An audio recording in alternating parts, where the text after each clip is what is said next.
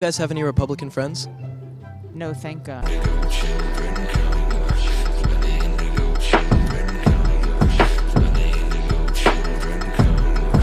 Take for instance. Now, has a long and storied history of violence, from simply voicing support for Antifa and the act of punching Nazis, to more emphatic declarative statements, like the fact that we need to, quote, kill every member of ICE. Which could seem hyperbolic, I know, until you see that he doubled down while actively confirming that he would front $500 for anyone who kills a member of ICE. He's wanted a piece of me for a long time. His words. Luckily for me and you, he was staging a protest in Texas with a few attendees. And he was going to make it happen rain or shine. Except he canceled. These guys are a disgrace.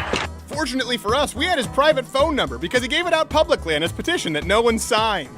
And with some quick thinking and a little super secret spy work. Hey, is this Oh, yeah, dude, so I just canceled the protest. I was messaging a comrade, and, like, she was like, hey, it's raining a little bit, you still coming? And she was like, bro, you know, the weather service just issued severe thunderstorm warning. If you want to meet up, we can meet up, because I got nothing to do tonight.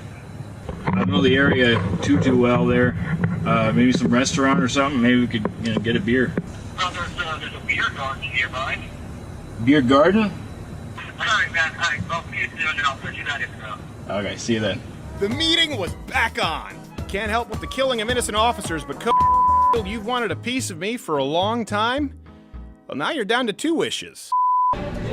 Your wish is my command, sir. How are you?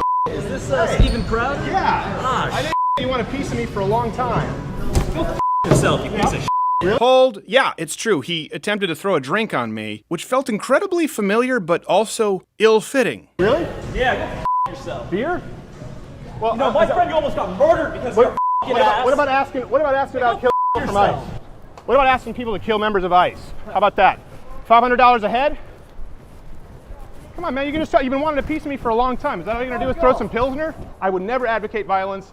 I completely condemn any violence at all. It's not what this is about. Well, I'm flattered that you've wanted a piece of me for a long time. I wanted to know what that was. Is that just talking? Can we have a conversation? No, sir. So what did you mean by that? Was it like what you meant with killing members of ICE for $500 a pop? I mean, I don't recall saying that, but... You don't? Well, hold on a second. Quarter black, we've got a Bristol board. You want to kill Betsy DeVos, right? Kill ICE, Slytherin, that's glorious. It's always a sign of a tough guy on the internet. Kill ICE, kill every member of ICE, and then that you will help fund $500 for every member of ICE killed. You think that's okay? Because you know I didn't do that. You said a friend almost died because of me. I've never once advocated violence against someone else like this. As a matter of fact, I've condemned it. If you just say it was keyboard warrior talk, from wherever you are, a laptop, that's fine. It can be the end of it. Take it down. Take down the threats. Take down the offers to pay people for killing other people, and that'll be it. But if not, we're going to have to file this with the police. Do it. Okay, I'm sure they're going to be thrilled to see kill those pigs. $500 a head for ICE. Come on, man. Here's your chance. Everyone's going to see this. Future people hiring you, members of ICE, police officers.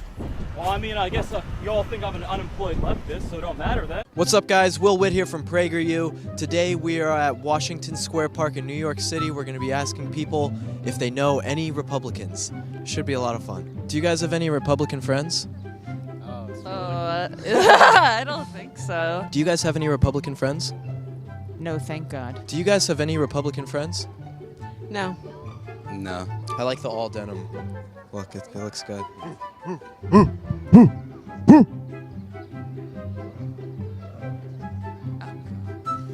Nice. Probably Republican as well.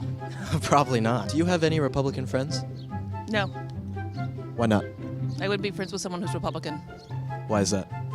I don't like that kind of extremism. Do you have a lot of Republican friends here in New York? No, I do not. Why do you think that is? I think that at least in New York City, it's a much more liberal city because there's so many different diverse people that you really can't be very racist or bigoted or anything like that. You have to be pretty open-minded. Why do you think you don't know any Trump supporters here? I don't know. I feel like people in New York are more open-minded and not as like, oh no abortions, oh no this, like more just like minding their own business. I don't know, less wanting to regulate everything, just trying to live their life. Wouldn't the regulation be from the Democratic Party? I don't know, I honestly don't know that much about politics. Do you guys have any Republican friends? My mother is. Why do you think you don't have any Republican friends? I don't tolerate it. I don't want to. Are you a Republican? I take that as a yes. So you wouldn't be my friend? Probably not. Ouch. I've literally never even met Republicans. Not even kidding, really. I'm not a Republican, dude. Do you guys have any Republican friends? No, we don't. No, I don't think so. Why do you think you don't have any Republican friends? Because we're at NYU. We stay away from those people. So you guys would have friends who are Republican? No. This week, New York Governor Andrew Cuomo stirred up controversy by saying America has never been great. What do young people think about that claim?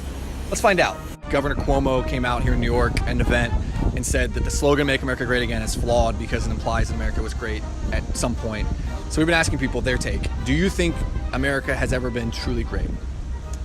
I don't believe America has been great for all folks ever, even today. I would have to agree with Governor Cuomo. Can you point to a time, or do you think there was a time when America was great? Not particularly. The idea that there was a once great America is, pointing towards this false sense of nationalism that, what he's talking about white America, it's not great. I think it has been great for straight white men for a very long time. Do you think that there is a time you can point to where America was great? I don't know, honestly. That's a good one. Not great, but there was definitely some progress. And I think we're just going through regression now. It was never really great, but we do great things sometimes. We fix a lot of problems, but it's never just been wholly great. Was American exceptionalism taught in the classroom, or do you know what that is? No, it was not. No, I do not. Okay. And is that a phrase that you're familiar with? I've never heard it before. Okay.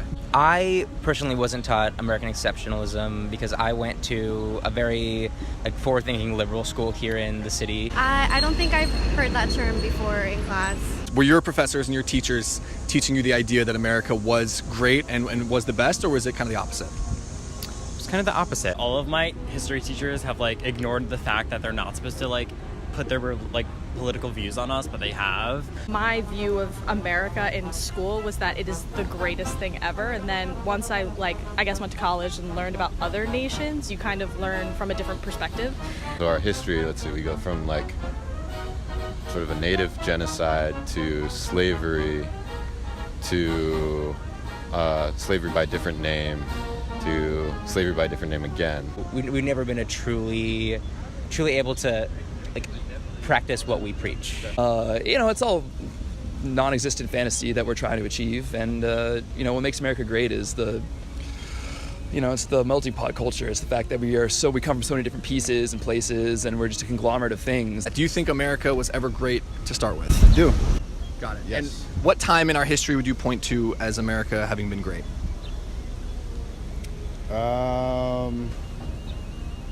It's always been great. Now to the deportation overnight of a New York man officials are calling the last surviving Nazi collaborator. Authorities say the 94-year-old came here in 1949, hiding his past as an armed guard in a brutal Nazi prison camp. He was stripped of his citizenship years ago, but he remained here in the U.S. That is until now. And ABC's Tara Palmieri is here with the story. Tara, good morning. Good morning, Paula. Ya'Keev Pauly has been living in the shadows for decades. A man authorities say is the last known surviving Nazi collaborator on U.S. soil. Until now, living in Queens, New York. His presence there bringing on years of outrage from the surrounding community. But this morning, he's been deported to Germany at the direct order of President Trump. ABC News was there exclusively as ICE agents wheeled Ya'Keev Pauly from his New York home. Sir, are you a Nazi? You're watching a now frail 95-year-old man finally being deported for his alleged role as an armed guard at a Nazi death camp in Poland decades after his alleged involvement. Any regrets, sir? Do you have any regrets? Justice Department investigators say Pauly was complicit in the deaths of thousands of Jews during World War II. Authorities say Pauly lied to immigration officials when he first entered the U.S. in 1949. And it wasn't until 2003 that he was exposed as an alleged war criminal and stripped of his U.S. citizenship. Anything you'd like to say, sir? Anything? The lead investigator saying in 2004, quote, during a single nightmarish day in November 1943, all of the more than 6,000 prisoners of the Nazi camp that Yaki Pauly had guarded were systematically butchered. A judge ordered him deported in 2005, but no country would take him. For years, protesters gathered outside his home in Queens, demanding action.